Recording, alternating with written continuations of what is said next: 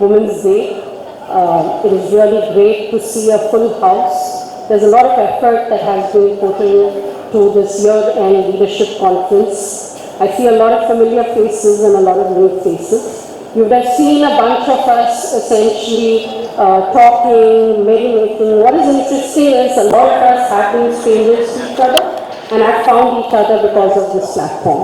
So that's something we'd like to bring to each one of you new faces in this room, that do find your buddy, tribe. It's all here, and that's the reason why we have essentially this particular network sitting with the CII, mainly because there are two aspects to it. We are very much contributors to the Indian economy, therefore we have a larger voice when it comes to any format of economic growth in India. But at the same time, we also are women. We love camaraderie, we love networks, we love supporting each other. And that's the reason why CII IWN is very much there, and it sits separate from the CII larger body. So with that, I'll get it a little bit formal. I welcome on stage Dr. Ranganathan. He's the director for Thaaragai Hospital, and our distinguished chief guest today. Mr. Today we do a change of guard. So I do take this opportunity to welcome all of you, not only to be part of this leadership conference, but to stay and be part of our annual day, which will be right at the back of Thaaragai, to see the change of guard, to see the kind of work we have done through the year, and to basically celebrate this entire year also. Last year, Thaaragai was the first edition. We had essentially worked on the platform of Women Catalyzing Progress. This was the conception of Ms. Kritika Shivkumar, who is also with us. And it was her brainchild that we need something that essentially is a celebration. And that vision that she put forth last year, the CII IWN Tamil Nadu team, because this is an entire team effort that has taken the second edition forward. Through the day, you're going to essentially see various different speakers coming and speaking.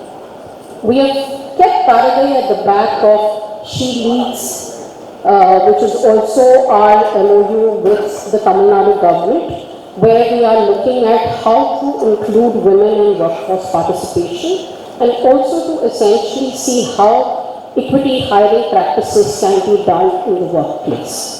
So, without taking much time, I'm going to hand over the baton to IC, who's going to essentially talk to you about what Thaaragai is about and what you're going to see this day unfold. So I welcome each one of you. Enjoy this day. It's a very experiential conference that we have put together. We have got various aspects through this day and a lot of learning also. Please do network, know more about you, and we welcome you. If you'd like to join IWN, we are right here. So thank you so much. மகளிர் தின வாழ்த்துக்கள். And so தாரகை வந்து எங்கள் ஐவனோட திருவிழா. And so இந்த திருவிழாவுக்கு வந்து எல்லாரும் வந்ததுக்கு எங்களுக்கு ரொம்ப சந்தோஷம். அண்ட் ஸோ இன்னைக்கு தாரகையை வந்து we are going to see 5 different sessions. And so the first will be Thaaragai Leads. And so நம்ம எல்லாருக்கும் they keep saying, no, we have successful men-க்கு முன்னாடி women இருக்காங்கன்னு, அதே மாதிரி successful women-க்கு பின்னாடியும் men இருக்காங்க. So we want to work on talk on the male allyship, on leadership. அதுக்காக we have our counterparts from CII who will be joining us in the male allyship panel. அடுத்தது வந்து following that, we are going to talk on the entrepreneurship and founders and readiness with financial background, and that will be called Thaaragai Creates. அதுக்கப்புறம் we will be waiting for lunch, and the lunch அப்புறம் we need a fun session, and so we want to have a master class which is under Thaaragai Within, where Deepak will be talking on energy, intelligence and emotional resilience. Upon 240K, we are again going to work on the most expected session in Thaaragai, which will be the Thaaragai Spotlight, which comes under my Thaaragai Within. My Thaaragai Movement. And so we go on a tea break and we move to another panel on career growth and board readiness, which comes under Thaaragai doors.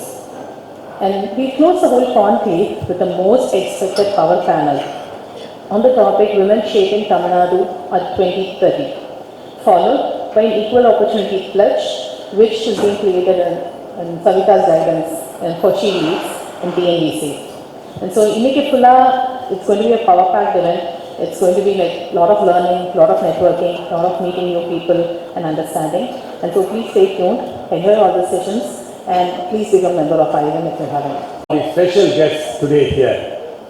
Very warm morning to all of you.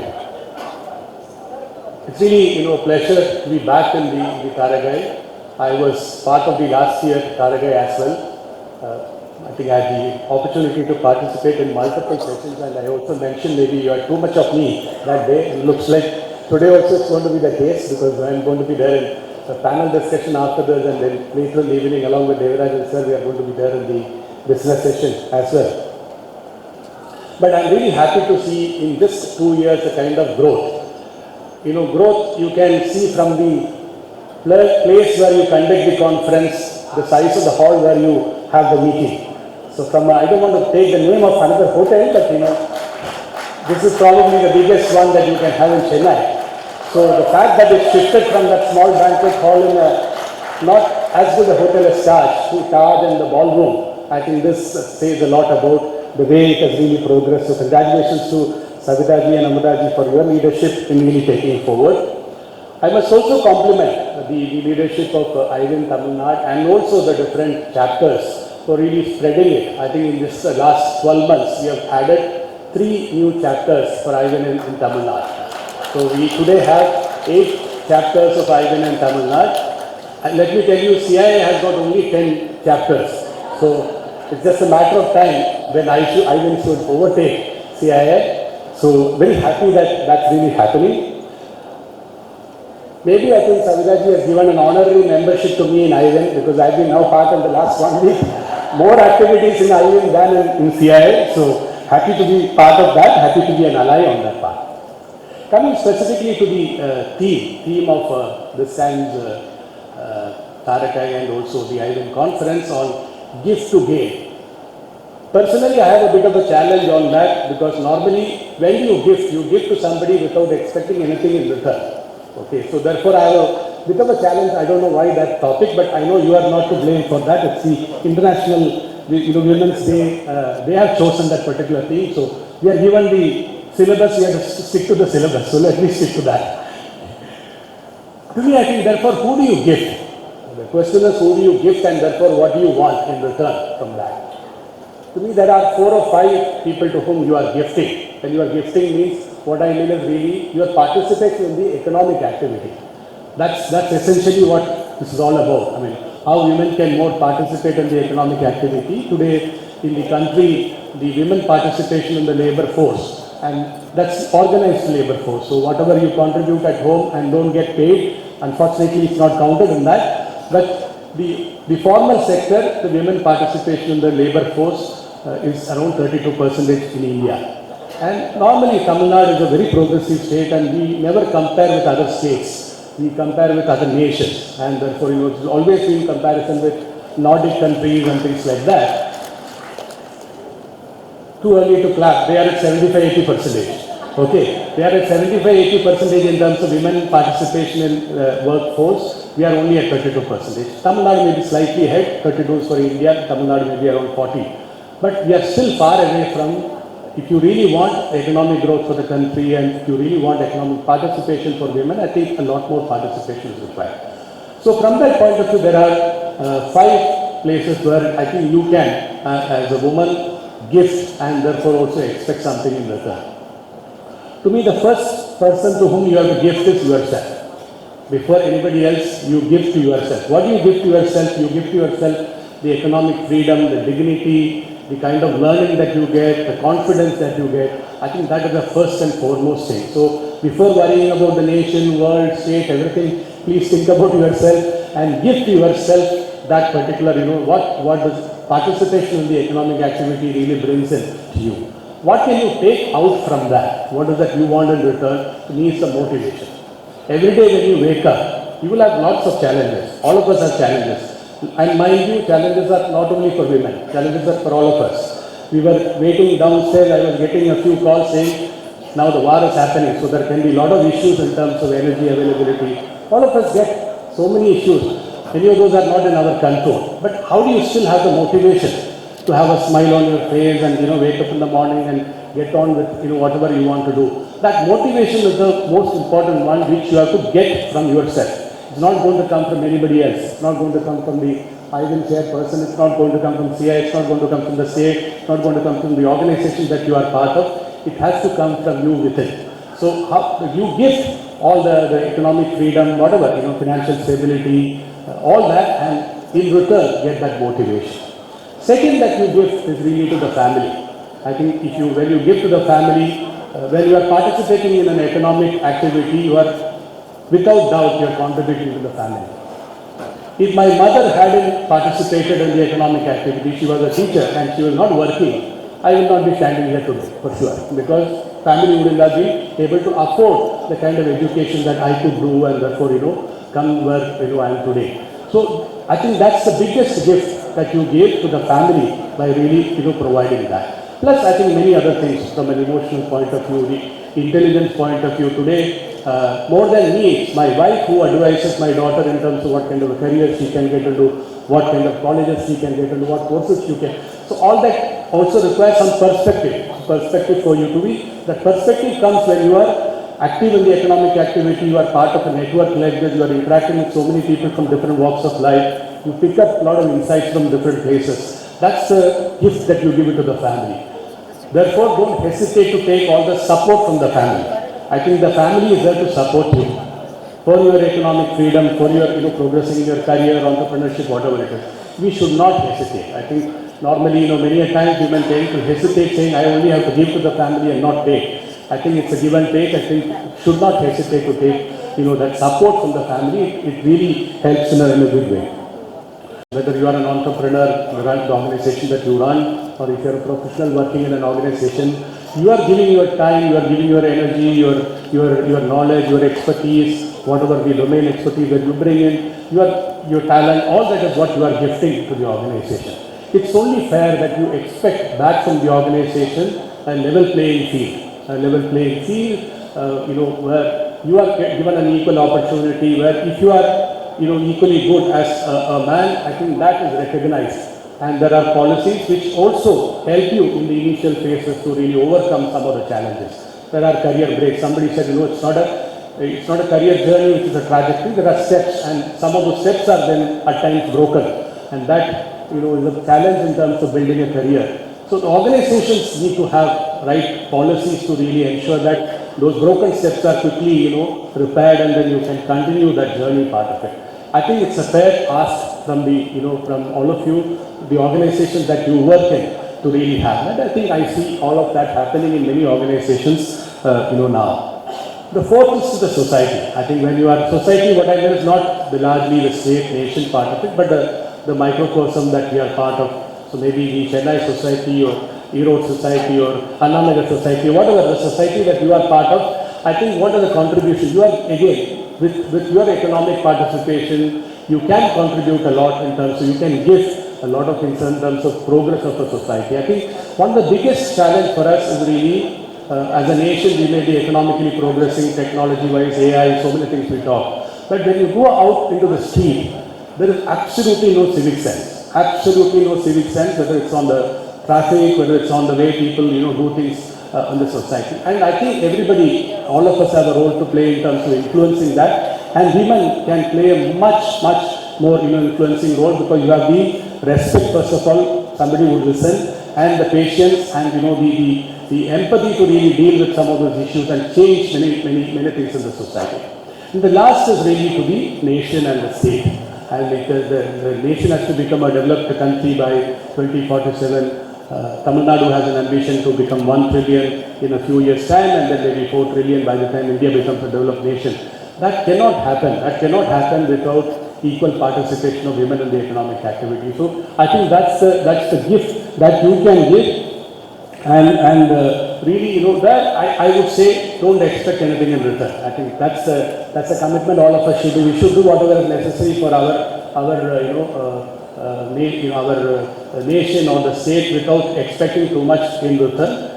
The state is doing, country is doing many things to really help the industry, help more women participation. Tamil Nadu in particular is doing many things. I think the state government, whenever we talk to any of the ministers, administration, they are very proud of the fact that women are more advanced in terms of participation in entrepreneurship or employment and technology and other things. So that will continue to be there. But let's give to the nation. So to conclude, I would say from an IWN point of view, I think we have to move from defense to offense. I think it's no more, this problem, that problem. I think we have to move from the defense to offense. From a doubt or a skepticism, I think we have to move to a confidence. And therefore, I would also request as many of the IWN members and leaders to also actively participate in CII and get into the leadership roles of CII. Okay? I must tell you, the past chairs of CII are more powerful than the current chairs. Okay, so I am a past chairman of CII Chennai zone. In exactly 7 days and 7 hours, I will become past chairman of Tamil Nadu also. So you have got a lot of support from all of us for women to get into the leadership. I am very happy that Mrs. Gauri Kailasam has become the vice chairperson for CII Chennai. Hema was the vice chairman earlier. We want more women. We want more women. I mentioned that in all the zones that I visited in CII. So please you wake up and you should actively participate in CII and that's the way to really make your voice heard, make your presence heard. So thank you and all the best.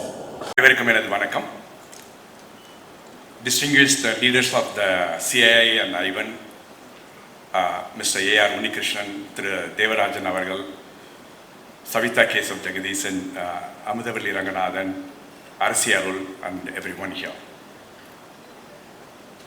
CII IWN was started in 2012-13 in Chennai. Our Kaveri Hospital was also started in Chennai in 2012. I came back after 15 years in UK and Ireland, and I took over the Chennai division and we started in 2012. I was one of the few members who was participating in CII, as part of the CII. What is the objective of the IWN? How do we go about that? So I was participating in a few meetings, but after that, our Kaveri itself had significant organizational challenges in Chennai because we came from Trichy. We didn't know how to carry forward our hospital, which was mainly as an affordable care in a tier 2, tier 3 city in Trichy. But Chennai, the market, everything was different, and Chennai people are not ready to accept. So between 2012 to 2016-17, we had our own significant organizational challenges. So I couldn't take part in any one of the CII and IWN related activities in the CII, the IWN. Then it's really heartwarming for me, after nearly 13 years, I stand here as the chief guest for the CII IWN event, where I see there are 8 zones here in Tamil Nadu alone. And today, this morning, I was checking at where we are meeting, because I went through the invitation, and when I saw it's Taj Coromandel, and I here see the large crowd. So one of the prestigious hotels of the Chennai and most expensive place to host the conference, the CII IWN has truly grown. Congratulations to each one of you.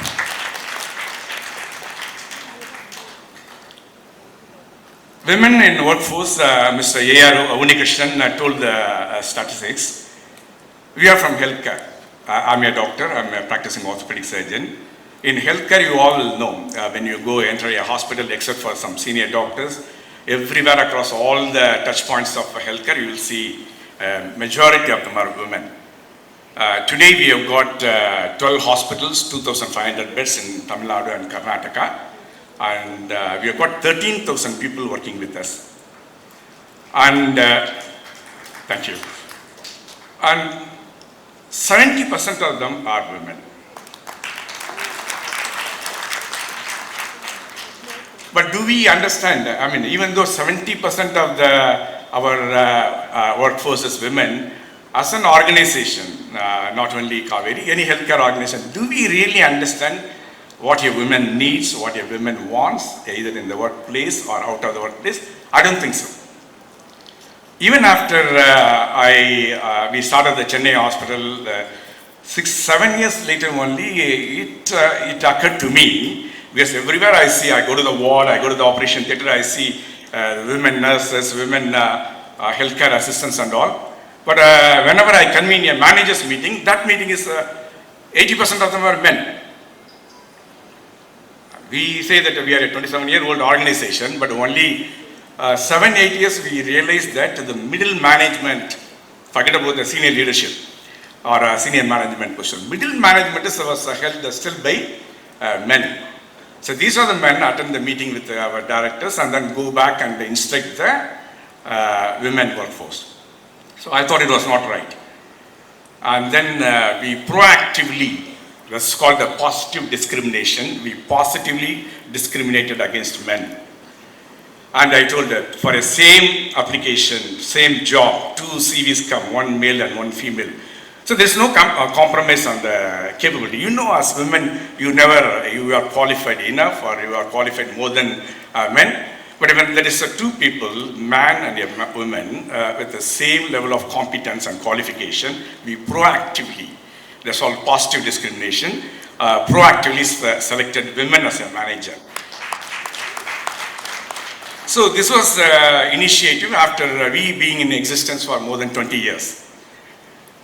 And then we have gone completely other way around now. Our 70% of the middle management is women. In fact, I'm telling them we should have men also. So that's also important. I'll come to that later. So this is about the middle management. Senior management, yes. Senior management also. Now, our middle management in Kaveri is 70% women. Senior management, 50% women are there.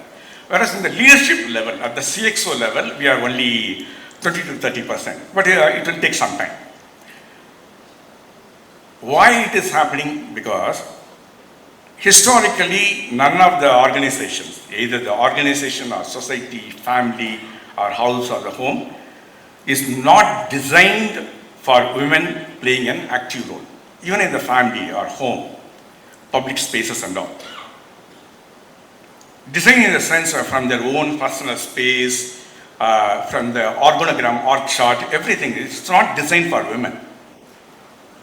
One is safety. I know we all know about, we discuss about safety of the women in workplace. A white paper is also going to be released today.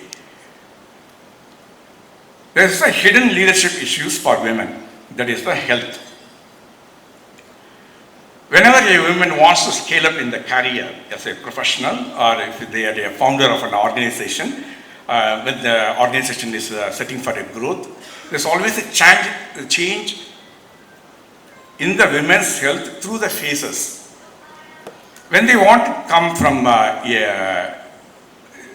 junior executive to the management, to entry level management level, at least from healthcare I can see, then that is the time the family, they get married and they may be on the family way. So they have to take a career break to go through the maternity and then the child care. And then with all the hard work again come back to work, return to work again is a challenge, return to work. And then when they want to get into the senior management, if they choose for the second child, again there is another break. So successive stages of the career, whether you are a professional or a founder of an organization, you go through all the challenges which men, we don't undergo. Andropause is still the thing. Man also goes for almost similar to menopause, but that's okay. So then, when the women reach their late 40s or early 50s, that's the time to get into the leadership position. One is their women's own hormonal challenges. And second thing, many a times I see that that's the time the daughter or son will get married, and also their in-laws or even the parents, they get ill. I've seen several times women in the late 50s or early 60s coming in. I'm a practicing orthopedic surgeon. They are in an advanced stage of osteoarthritis. They will need knee replacement. When I advise knee replacement, they say, no doctor, I'm going to US to take care of my, or my father-in-law had recently a stroke. He's recovering at our home. I have to take care of him at home. Again, it puts them off. This is all the critical stages. When the woman is in the late 20, early 30, and then the late 40, early 50, or late 50, at every stage where your career as a professional or as a founder, you or the organization needs a pivot, but that's the time they have health as a challenge, healthcare related things. I always tell them, if you have to get a knee replacement, then it's for you. You are the person. Yeah, we all talk about the responsibility to the society or the family or the country. But you are the most important person. You take care of yourself. Self-care is not selfishness. That is the most selfless act you can do. I take care of my health, so I contribute in a lot of ways to my family or the society or the country. So I always tell them, for you to remain independent, to take care of the business or anything, your health is important. So take care of that. Because when we started a preventive health checkup, 10 years back we made this health checkups mandatory for all our 13,000 employees. We found out that 70% of the workforce is women, and more than 70% of them were found to be anemic, the low hemoglobin, low iron level. All the girls, the young nurses coming from the tier 2, tier 3 cities, they were found to be having a hemoglobin of sometimes 5 or 6, where normally it should be 12 and above. So at the entry level itself, they have a health challenge. So at every point of time, please take care of your health. Then only you can contribute to you, yourself, your organization, or your career, self-care.